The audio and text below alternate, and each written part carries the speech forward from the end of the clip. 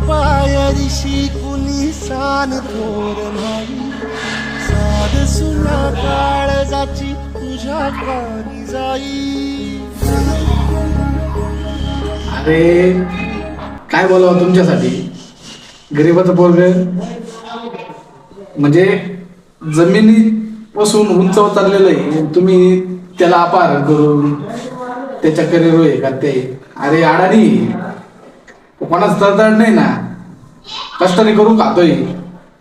कोणी राजकारणासारखं कोणासारखं येत नाही ना त्याचं. त्याला एकूण 2 नंबरचे पैसे आले मग हॉटेलमधून परत वाईट करतोय. अरे कष्टाने करून खातोय. 250 रुपयात तुमच्या पण गांडीत दम असेल ना, 250 रुपयात देऊन बघा.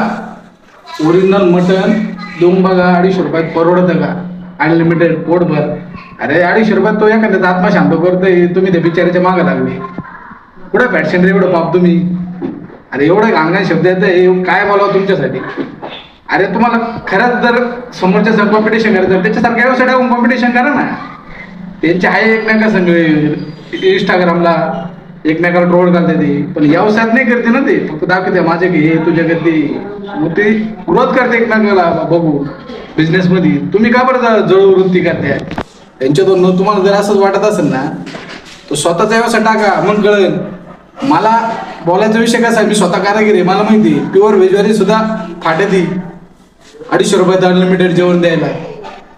अरे एक भाजी 250 रुपयाला भेटती. कुठं पण जातो प्युअर व्हेजला. येऊन बघा आमच्या रोडला, मेन रोडला, कुठं पण शिर्डी पट्ट्यात तुम्ही या, तुम्हाला समजन जेवणाचा काय रेट आहे. 250 रुपयात माणूस जेवण देतोय. कुठंतरी मराठी माणसाला पुढं जाण्यासाठी सगळ्यांनी मदत करा, त्याला सपोर्ट करा. आणि जे कोणी माधुरचोद असं करीत असेल पाय खेचायचा प्रयत्न कसा, मी तो म्हणतो सर्व महाराष्ट्रात जेवढे भाग्यश्रीला सपोर्ट करणार नाही ना, अशा माधुरचोदला तिथंच ठेचून काढा.